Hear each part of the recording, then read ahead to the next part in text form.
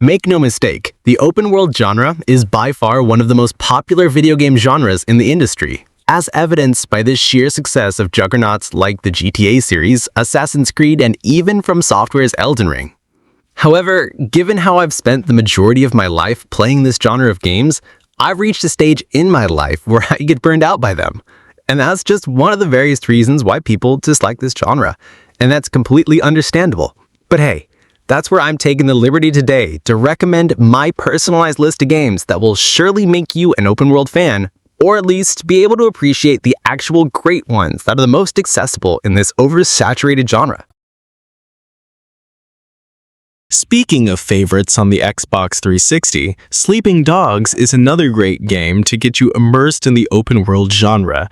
It's honestly one of the open world games that I personally think strikes a fine balance between side content and main progression. The sprawling city of Hong Kong is filled with a plethora of crime/police events, street racing events, fight clubs, and oh, did I mention, it has cockfight gambling? I wouldn't even call it underrated, because it still has a massive cult following even when its sequel projects were swept under the rug by Square Enix.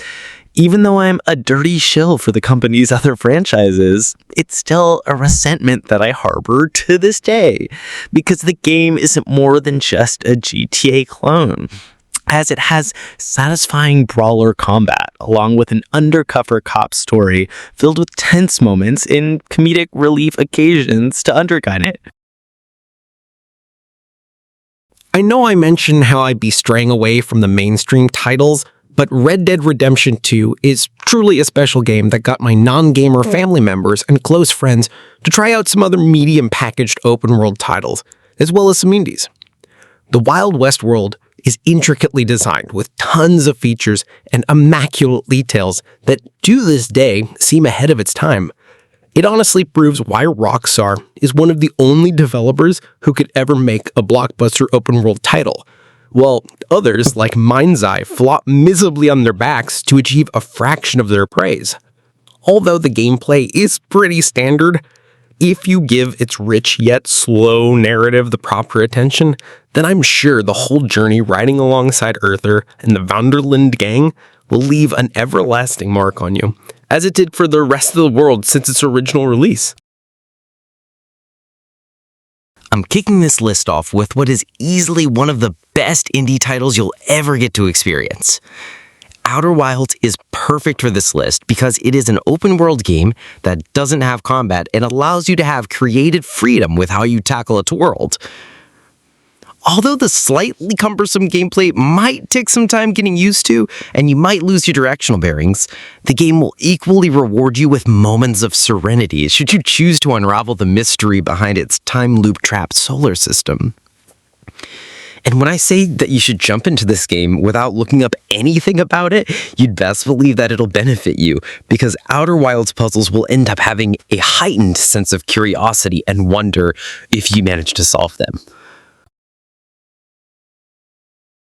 I only recently became obsessed with Peter Jackson's Lord of the Rings trilogy, which even made me want to replay Middle-earth: Shadow of Mordor. If you're largely familiar with this game, then consider it another great entry point to get people into the open-world genre of video games. It's not just because it handles the Ubisoft formula much better than their own titles, but also because it's highly accessible to jump into. Although it does enhance the experience, you can feasibly enjoy it without even watching the movies or even reading Tolkien's books. Furthermore, the highlight is how this game can introduce newcomers to the brilliance behind the Nemesis system's ingenuity.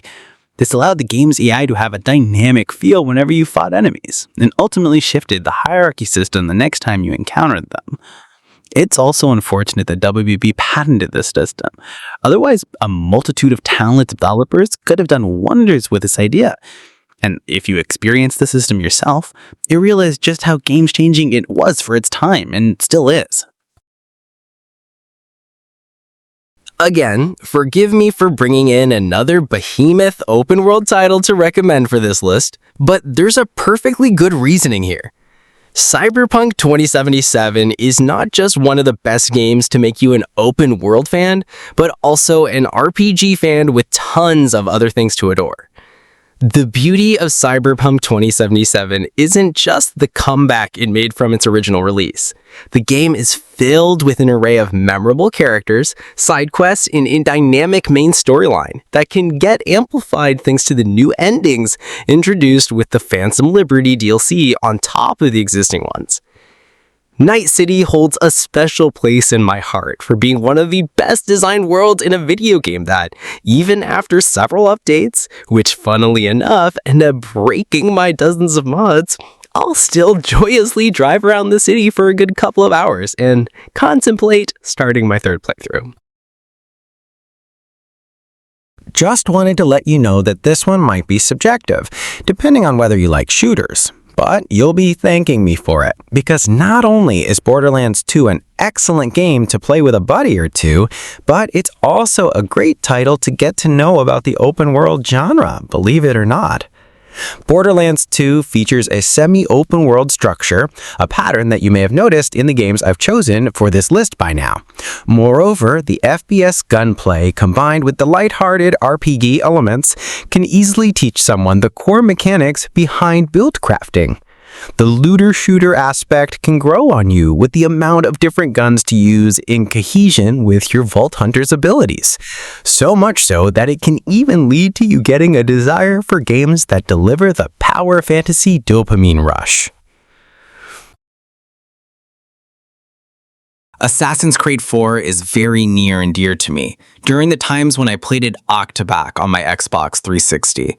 It's only right that I recommend it as a game to introduce someone to the open world genre.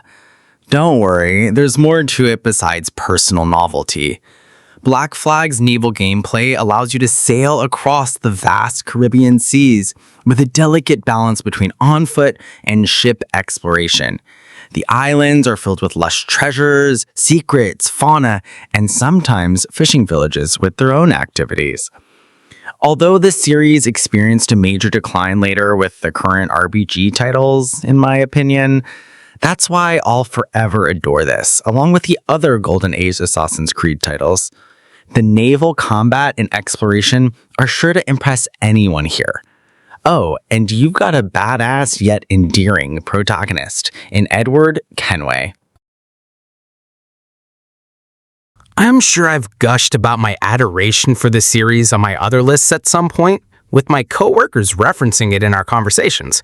But hey, laying down another love letter to Yakuza Like a Dragon won't hurt.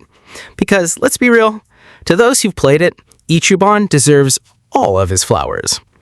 Yakuza 7 soft rebooted the franchise to mold it into a turn-based JRPG, a risky yet bold approach that had a mixed reception from the community on initial reveal, but ironically paved the way for it to become one of the most popular games next to Yakuza 0.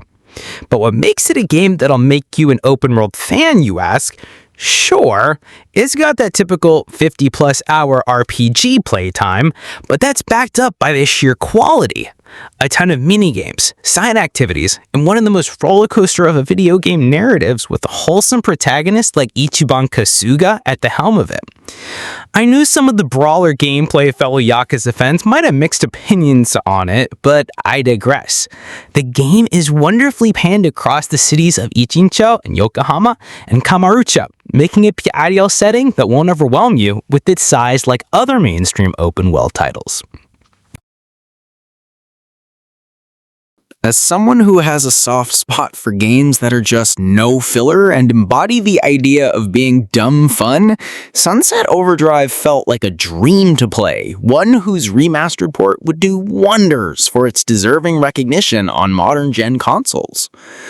The core gameplay loop is based around your chaotic antics in Sunset City as you take out the ravaging mutants, and what makes it so fun and accessible is how fast-paced everything is, and literally on rails.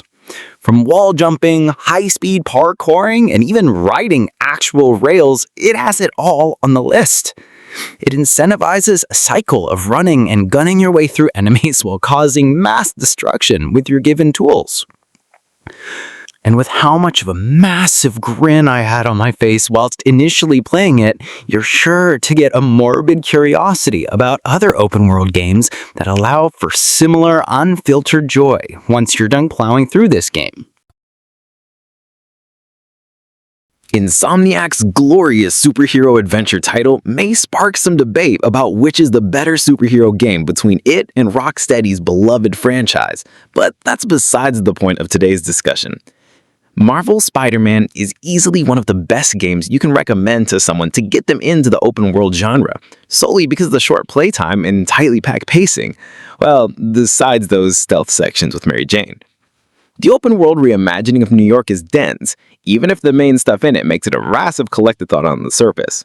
But hey, on the bright side, the fluid web swinging makes everything extremely fun to explore, especially in the sequel when you get more traversal options across the two boroughs.